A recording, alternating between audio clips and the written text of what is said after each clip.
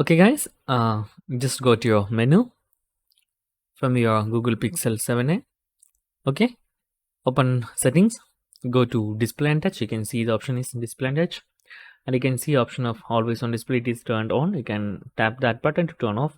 Now it is turned off, and you can see there is no preview. If you turn on, you can see the preview like this. So always on display is one of the best feature that always you can see the time on your screen and some kind of notifications, and but it will be consumes more battery. So the pixels have very bad in battery management. So if your phone is using more battery, you can turn off this feature for saving some a little bit battery more. So that's, guys, very simple tutorial. And if you need any kind of Android or iPhone tutorial, just comment below. I will post my replies as videos so you can easily watch and understand it.